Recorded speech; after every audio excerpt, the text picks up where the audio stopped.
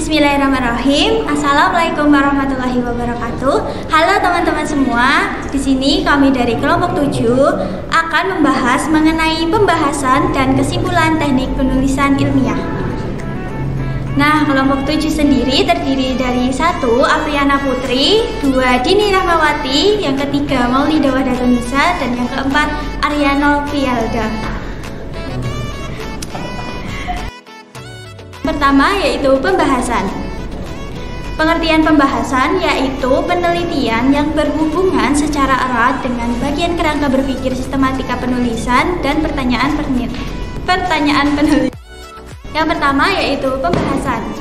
Pengertian pembahasan yaitu penelitian yang berhubungan secara erat dengan bagian kerangka berpikir sistematika penelitian dan pertanyaan penelitian.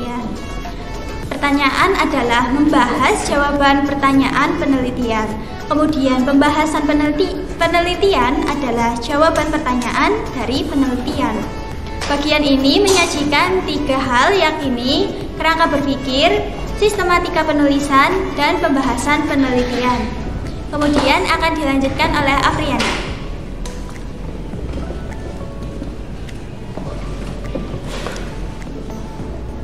Oke, kemudian cara membuat pembahasan ada 5. Yang pertama, itu menuliskan pembahasan dengan lengkap. Kedua, membuat secara maksimal karena menjadi penentu dari tujuan yang ingin didapatkan. Yang ketiga, menuliskan keunggulan dari tulisan yang dibuat. Yang keempat, mentuturkan hal baru yang ditemukan saat penelitian. Kelima, memberikan alasan mengapa sesuatu yang ditemukan itu penting. Kemudian, pengertian kesimpulan. Menurut KBBI, kesimpulan adalah keputusan yang diambil dari cara berpikir baik secara deduktif maupun induktif dari suatu gagasan atau pembahasan.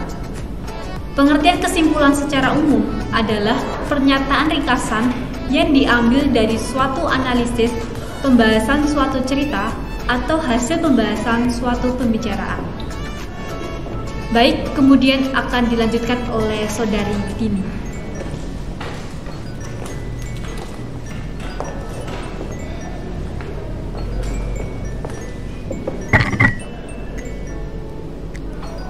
Selanjutnya yaitu ciri-ciri kesimpulan.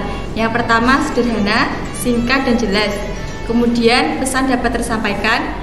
3. Berisi intisari dari tulisan. Selanjutnya dimulai dari hal khusus menjadi hal yang umum, menggunakan kosakata baru, kemudian dapat bergabung dengan kalimat utama, dapat berupa hubungan sebab akibat ataupun akibat sebab, dan yang terakhir dibuat berdasarkan kata kunci pada kalimat penjelas dan ide pokok. Selanjutnya yaitu cara membuat kesimpulan. Yang pertama, membaca kembali penelitian pertama. Selanjutnya, mencatat ide pokok dalam penelitian. Yang ketiga, tidak menggunakan kata-kata yang diulang.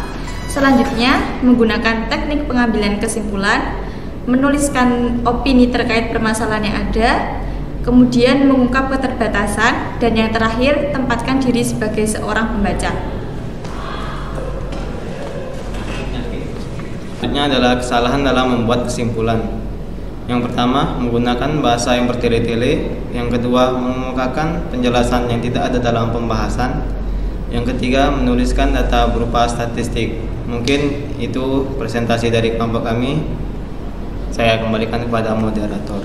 Thank you. Kita akan langsung praktekkan bagaimana cara membuat pembahasan dan kesimpulan yang baik dan benar. Cek itu. Akan memberikan contoh bagaimana membahas tentang suatu penelitian. Ini saya mengambil prosedur seminar nasional dengan judul Pengaruh Sosial Media Marketing Instagram terhadap keputusan pembelian produk bibit tanaman herbal dalam perspektif agribisnis hortikultura biofarmaka. Nah, di pendahuluan kita lihat nih tujuannya dalam penelitian ini apa sih? Coba kita cari ya. Oh ya, ini dia di paragraf terakhir. Adapun yang menjadi tujuan dalam penelitian ini adalah untuk mengetahui pengaruh pemasaran melalui media sosial media marketing. Peneliti itu sudah melakukan penelitian yang ada di hasil penelitian. Ini hasil validitas, hasil reliabilitas. Kemudian kita lanjut ke pembahasan. Pembahasan dalam penelitian ini yaitu peneliti itu harus menjelaskan hasil penelitian tersebut. Jadi contohnya ini bahwa Y itu adalah 12,734 sekian. Nah, dia menjelaskan nilai tersebut menunjukkan bahwa X atau pemasaran melalui media sosial Instagram memiliki hubungan yang positif berpengaruh terhadap Y.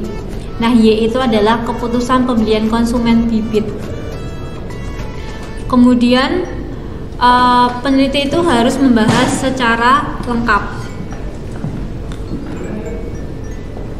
Kemudian yang terakhir, dia dalam penelitian itu tampilan konten produk bibit herbal itu menarik, memberikan kayak suatu keputusan apa sih yang dia teliti, hasilnya apa, menciptakan hal-hal yang baru.